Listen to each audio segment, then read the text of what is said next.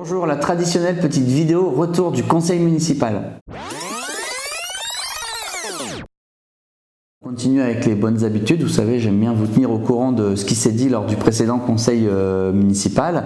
Là, c'était celui du jeudi 14 mars. Et je vais prendre 2-3 délibérations un petit peu pour vous donner des exemples. Parmi la trentaine de délibérations, il y en avait une qui concernait la mise à disposition d'un terrain à l'association Tudor ou quoi pour en faire un jardin partagé, pédagogique, bref, quelque part où on peut montrer aussi à des enfants la nature en ville, comment ça fonctionne et que c'est possible. Je vous parle de celui-ci parce que il est passé dans la presse et la presse s'est fait l'écho des débats lors du conseil municipal où on nous a dit mais pourquoi plutôt que de mettre à disposition gratuitement, vous ne l'avez pas vendu pour faire rentrer un peu d'argent dans les caisses de la ville et pour faire un petit peu de logement.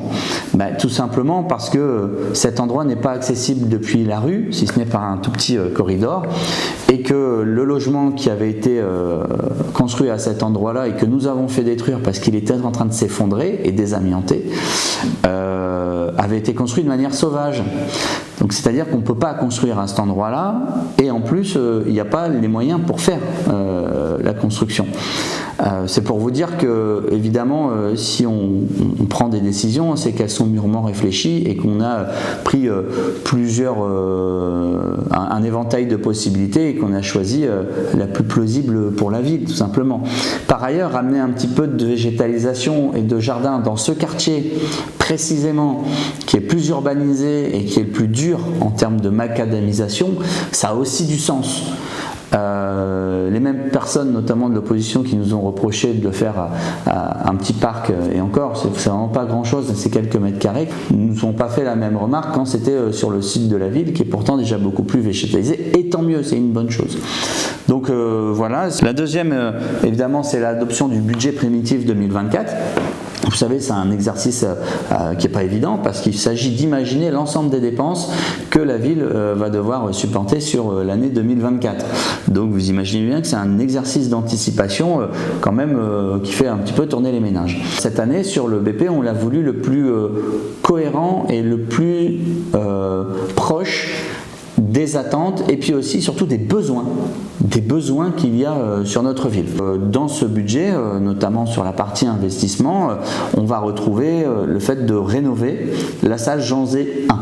Parce que quand vous allez dedans, le parquet, vous allez voir, il est tout reprisé, il y a plein de lattes de couleurs différentes, les lignes elles sont plus continues, il pleut dedans, il y a des seaux qui sont installés, on voit que ça ruisselle et que c'est à l'intérieur, c'est horrible, c'est dans un état piteux, donc il faut absolument le refaire, comme beaucoup d'ailleurs des bâtiments de la ville, à notre arrivée. Nous essayons d'améliorer ce patrimoine de la ville, et donc il y a par exemple une enveloppe de 1 million qui a été mise pour refaire cette salle, parce que vraiment, on préfère venir et intervenir sur ces structures plutôt que d'attendre qu'elles soient au bord de l'effondrement et de devoir les fermer comme ça nous est arrivé en arrivant tout de suite en 2020. On a aussi mis 1 million pour la rénovation de l'éclairage public. Ça va être fait en une année, des LED partout dans la ville et ça va nous permettre aussi de faire des économies de fonctionnement et de payer moins cher les factures d'électricité, donc c'est bon aussi pour les générations futures et pour les futurs comptes de la ville. On estime les économies à 92%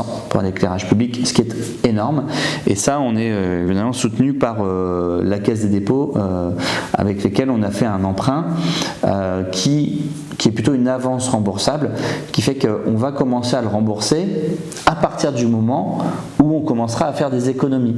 C'est-à-dire que ce sont les économies d'éclairage qui ont été évaluées qui vont rembourser l'emprunt auprès de la Caisse des dépôts. Et je pense que c'est une très bonne manière, hein, pour le coup c'est imbattable comme manière de financer la transition et l'amélioration de notre patrimoine. Ça n'a pas été voté par notre majorité non plus, et c'est ce que je trouvais un petit peu dommage. Du côté de la taxe foncière, vous le savez, on l'a augmenté l'année dernière parce que sinon la ville était en faillite.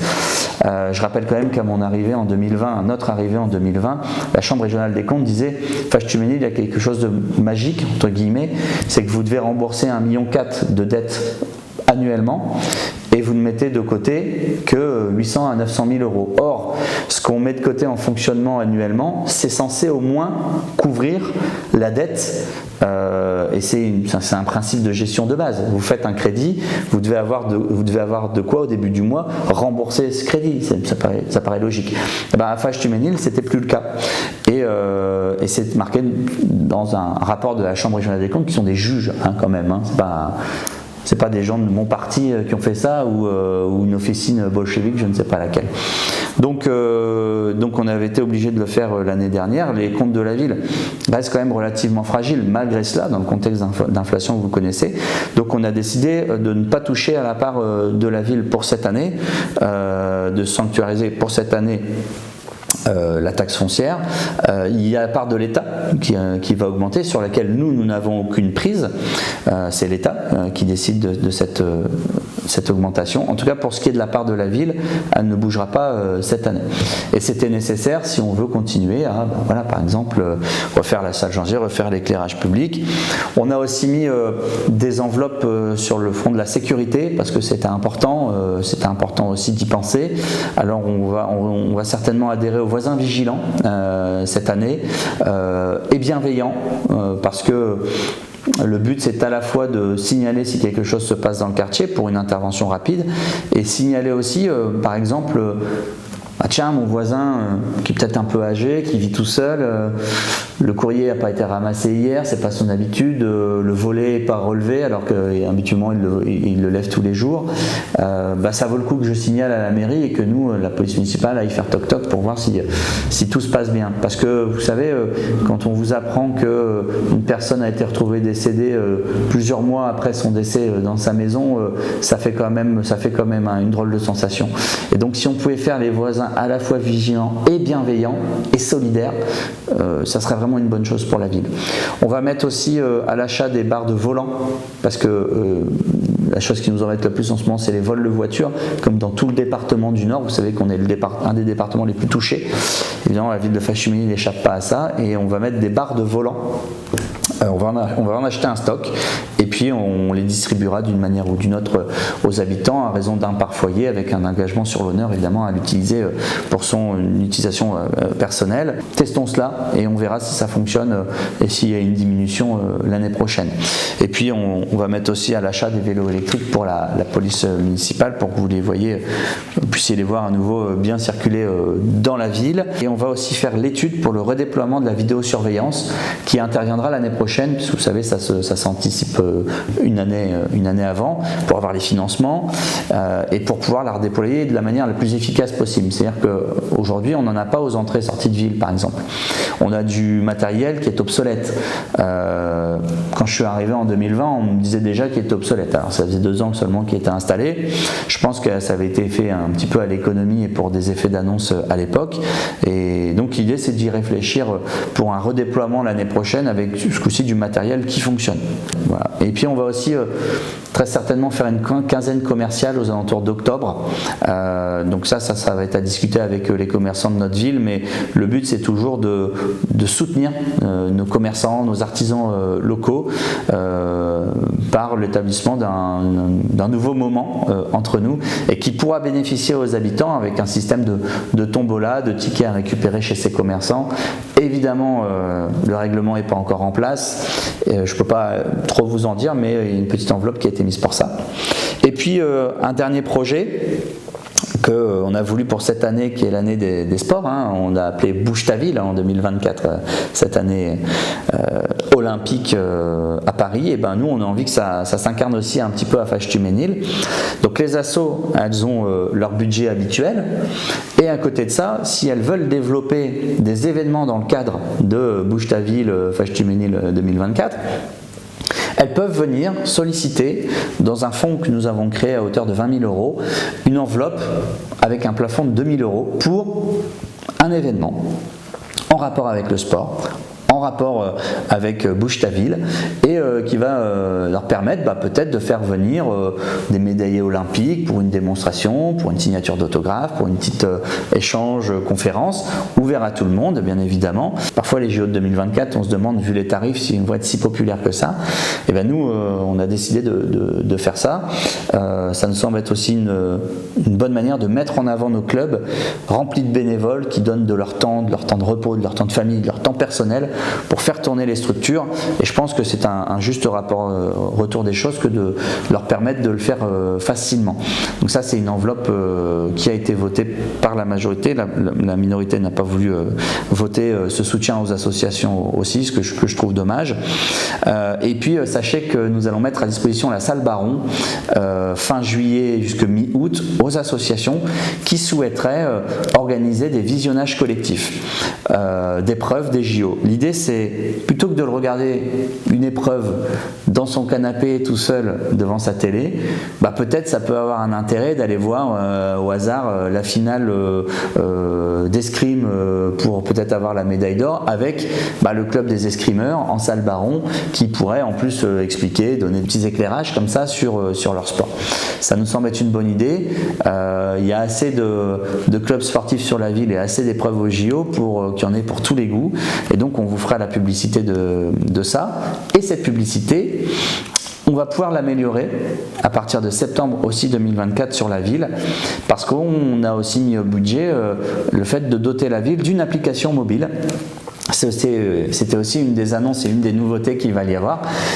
Bientôt sur le smartphone, à partir de septembre 2024, il y aura une application Ville de Fâche-Tuménil qui sera une application, j'ai envie de dire, autonome. C'est-à-dire qu'il y a des applications smartphone où vous cliquez et ça vous renvoie sur le site. Donc autant aller directement sur le site. Là non, ça sera une application où vous cliquez sur les petites icônes et vous restez dans l'application. Et vous allez pouvoir, si vous avez des enfants aux écoles, procéder aux inscriptions sur la cantine. Lorsque l'enfant est malade, sortir de chez le médecin, flasher, prendre en photo directement l'arrêt maladie du médecin et l'envoyer directement sur l'application. Et nous, après, ça arrivera directement dans les services pour annuler, vous savez, la restauration le midi lorsque l'enfant est malade. Pour réserver la cantine, pour payer la cantine, vous pourrez le faire directement sur l'application. Et le but, c'est que cette application, vous ayez aussi les notifications des événements de la ville en activant les notifications pour vous rappeler qu'il y a ça à tel moment et à tel endroit. Et puis au fur et à mesure, on développera cette application pour que vous puissiez signaler des problèmes, des dépôts sauvages dans votre rue, des nids de poules, voilà, ce genre de choses, et que ça arrive directement au service pour ensuite transmission, nid de poule à la MEL. J'ai aussi tenu à rappeler en ce conseil municipal que je suis au courant, nous sommes au courant qu'il y a des nids de poules en ce moment dans la ville et qu'il y a des endroits où il y en a beaucoup. Il a gelé, il y a eu le dégel et à chaque fois c'est pareil, il y a des nids de poules qui apparaissent. L'ensemble de ces nids de poules ont été signalés. Ils ont été signalés à la métropole européenne de Lille, dont c'est la compétence. Puisque parfois on se fait tirer les oreilles en disant mais que fait la mairie ?